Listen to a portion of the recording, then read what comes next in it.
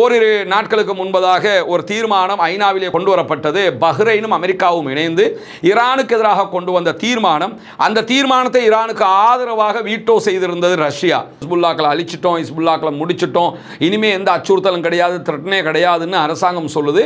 மறுபுறம் நம்ம ஃபோர்ஸஸையே ஹிஸ்புல்லாக்கள் அடித்து தாக்குறாங்க. ஹிஸ்புல்லாக்களுடைய மிக முக்கியமான ஒரு பிரதிநிதி பேட்டி அளித்திருக்கிறார். பெயர் குறிப்பிடப்படாத பிரதிநிதி என்று சொல்லி இன்றைக்கு அல் ஜசீரா இந்த தரவுகளை வெளியிட்டிருக்கிறது. அவர் வெளியிட்டிருக்கக்கூடிய அறிவிப்பு ரொம்ப அதிபயங்கரமான அறிவிப்பாக இருக்கிறது. அது என்னன்னா,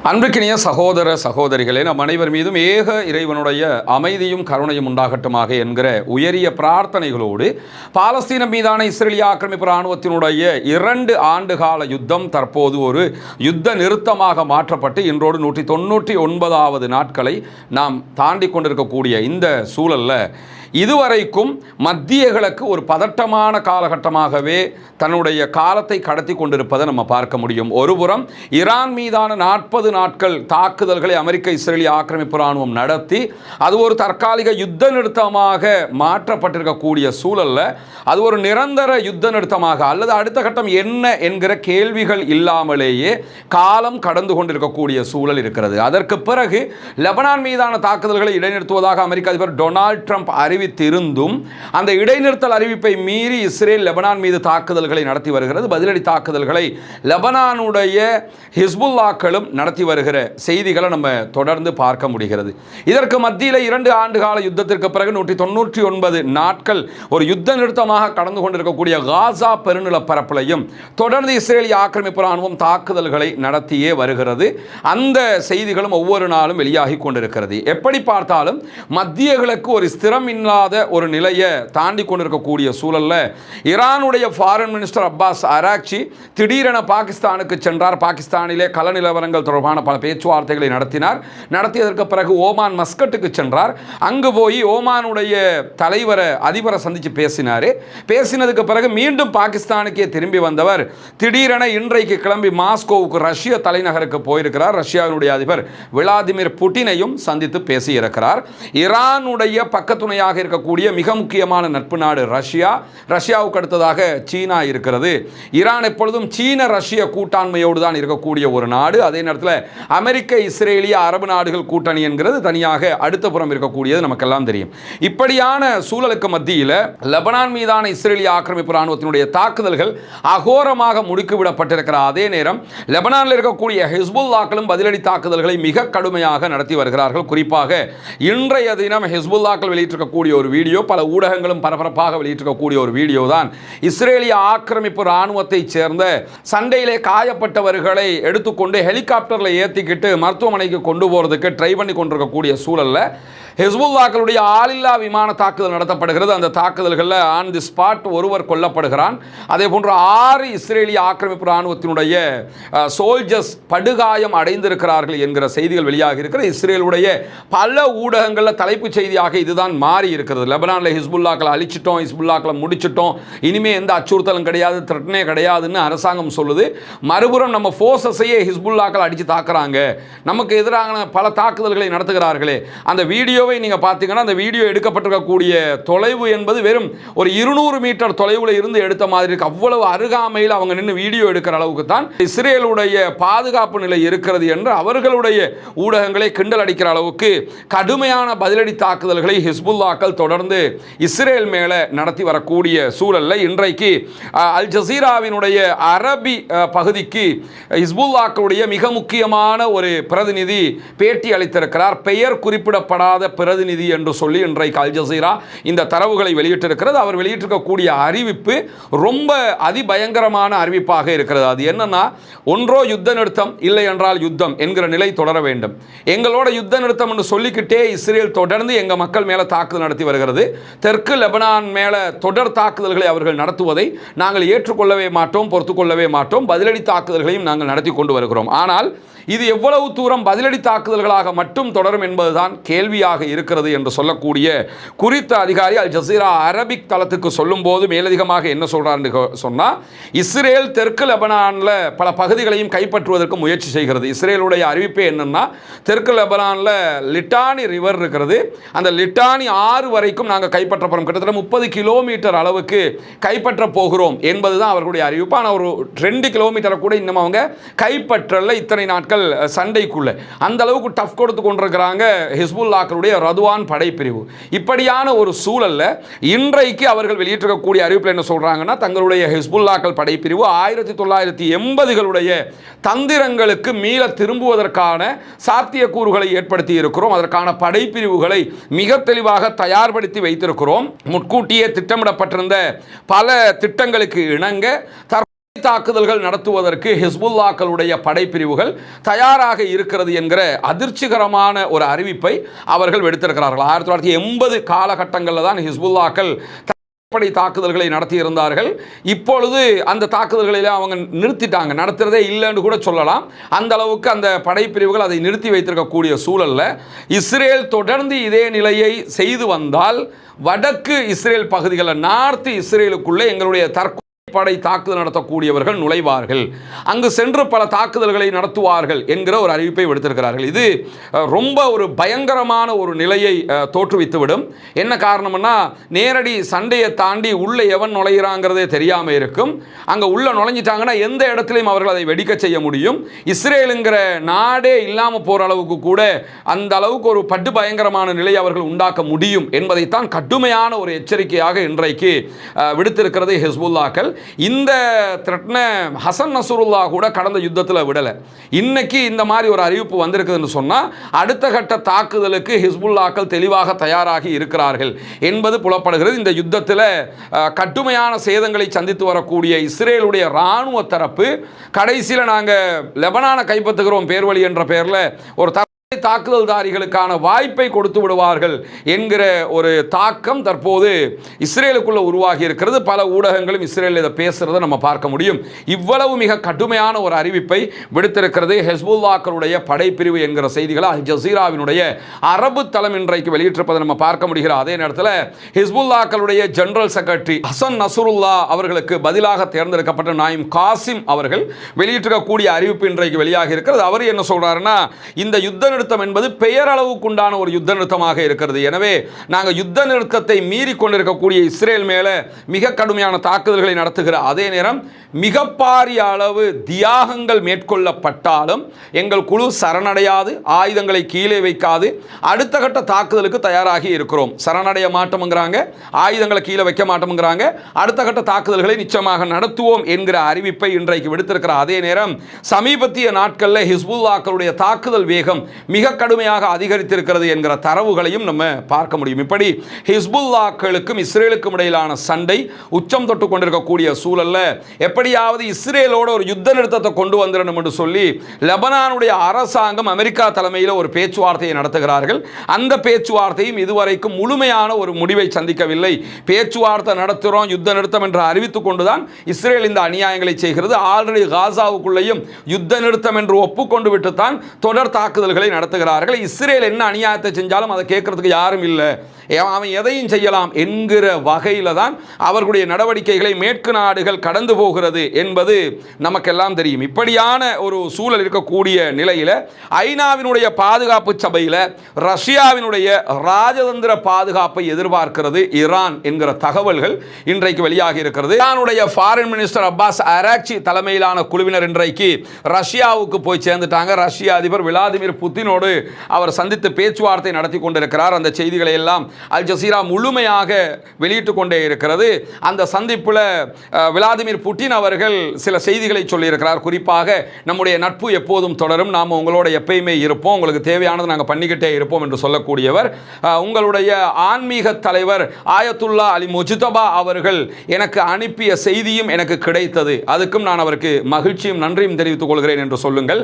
ஈரான் இந்த கட்டத்தை தாண்டி போகும் முடியும் என்று நாங்கள் நம்புகிறோம் என்கிற ஒரு செய்தியை சொல்லியிருக்கிறாரு. ஆனால் இந்த இடத்துல ஒன்றை கவனிச்சுக்கிறேன் என்னன்னு கேட்டால், இந்த ஈரானுக்கும் அமெரிக்காவுக்கும் இடையிலான முருகல்ல அதிகமான லாபமும் யாருக்கு கிடைக்குதுன்னா ரஷ்யாவுக்கு தான் கிடைக்குது. அது ஏன் ரஷ்யாவுக்கு எப்படி கிடைக்குதுன்னு சொல்லி பார்த்தீங்கன்னா, ரஷ்ய அதிபர் புட்டின் அவருடைய உக்ரைன் மீதான தாக்குதல் காரணமாக ரஷ்யாவினுடைய எண்ணெய் ஏற்றுமதிக்கு பலத்த தடைகள் இருந்தது. ஆனால் இப்பொழுது பல நாடுகளும் ரஷ்யாவிலிருந்து எண்ணெய் வாங்க ஆரம்பிச்சிருக்கிறாங்க. காரணம் என்னன்னா, ஹொர்முஸ் மூடப்பட்டிருக்குது.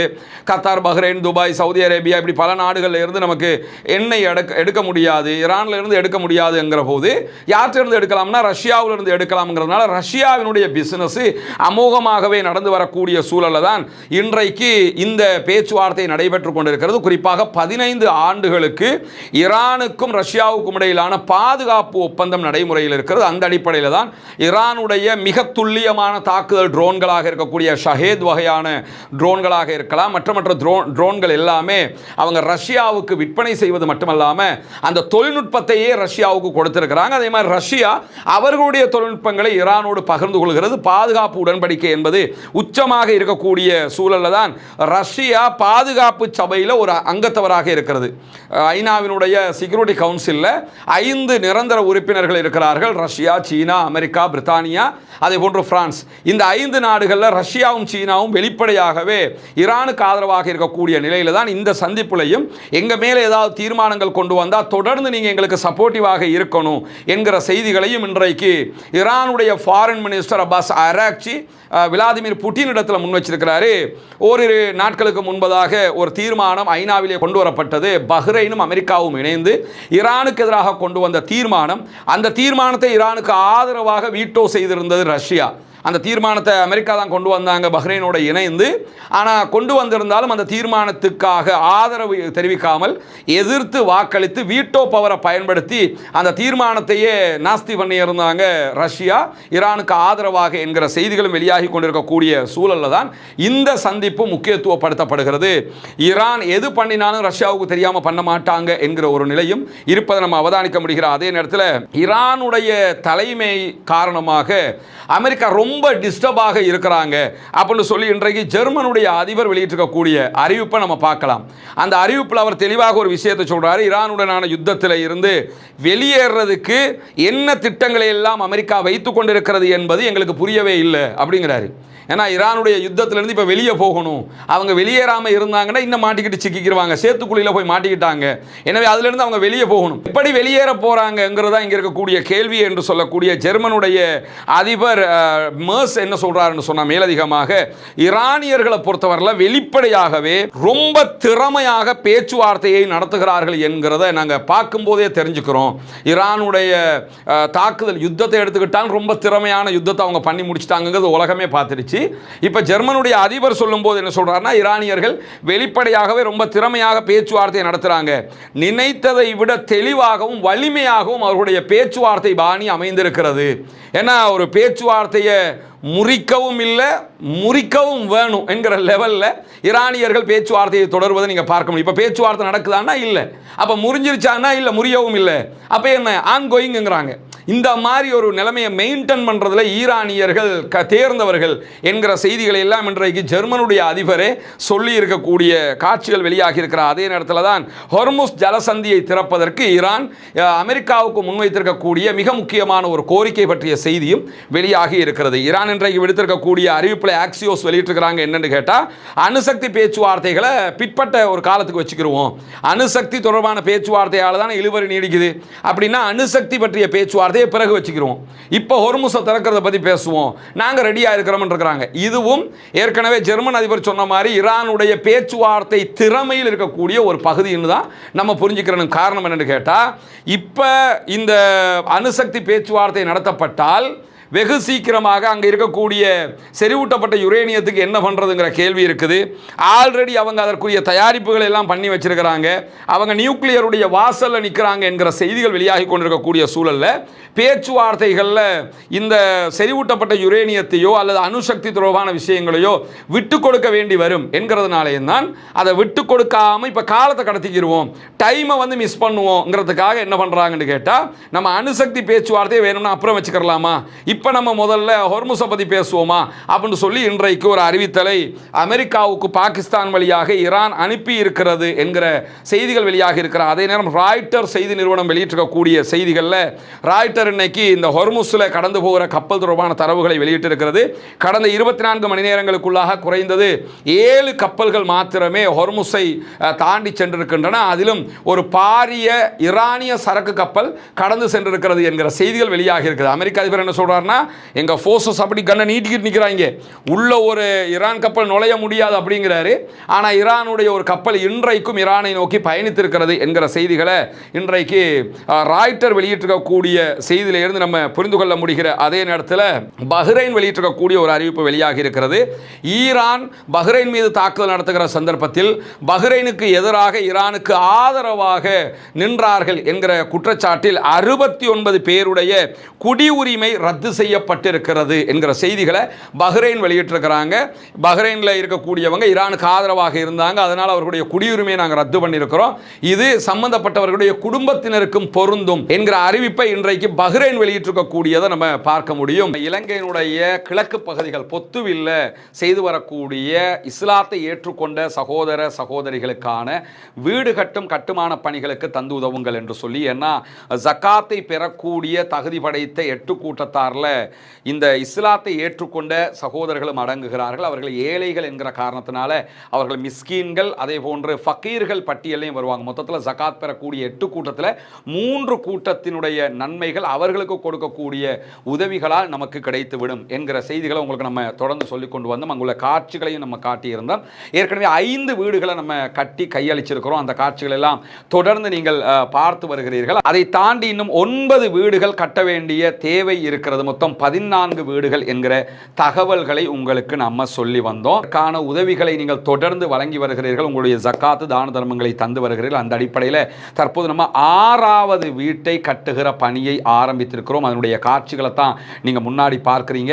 நீங்கள் தரக்கூடிய உதவிகளை கொண்டு தான் மக்களுக்கு தேவையான ஏழை எளிய மக்களுக்கு உரிய எல்லா காரியங்களையும் நம்ம பண்ணி வர்றோம். தித்வா புயலுக்கான பணிகளாக இருந்தாலும் சரி, அதற்கு பிறகு வாட்டர் டேங்கை நம்ம ஓப்பன் பண்ணி கொடுத்ததாக இருந்தாலும் சரி, மற்ற எல்லா பணிகளும் நீங்கள் தரக்கூடிய ஜகாத்து தான தர்மங்களை கொண்டு ஏழைகளுக்கு முறையாக செய்யப்பட்டு வருகிறது என்பது உங்களுக்கு தெரியும். அந்த அடிப்படையில் தான் தற்போது அல்ஹம்துலில்லாஹ் 6வது வீடை கட்டுகிற பணியை நம்ம ஆரம்பிச்சிருக்கிறோம்.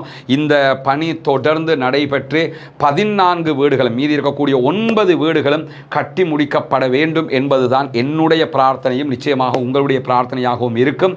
எனவே இந்த பணியை சிறப்பாக முடிப்பதற்காக தொடர்ந்தும் உங்களுடைய உதவிகளை வாரி வழங்குங்கள் என்கிற கோரிக்கையை இந்த இடத்திலே முன்வைத்துக் கொள்கிறேன். தொடர்ந்து இந்த ஈரான் அமெரிக்க இஸ்ரேலிய யுத்தம் என்பது ஒரு பதட்டமான சூழலிலேயே மத்திய கிழக்கை வைத்துக் கொண்டிருக்கிறது. ஆக்கிரமிப்புகள் ஓய வேண்டும், ஆக்கிரமிப்பாளர்கள் ஓய வேண்டும், மத்திய கிழக்கு மீதான தாக்குதல்கள் நிறுத்தப்பட்டு மொத்த மத்திய கிழக்கும் முழு உலகமும் அமைதியாக வாழ வேண்டிய ஒரு சூழல் உருவாக வேண்டும் என்கிற பிரார்த்தனையை வல்ல ரஹ்மான் அல்லாஹ்விடத்திலே முன்வைக்கிறார். அதே நேரம் ஆக்கிரமிப்பாளர்களுக்கு எதிராக தொடர்ந்தும் ஜனநாயக ரீதியாக குரல் எழுப்புவோமாக.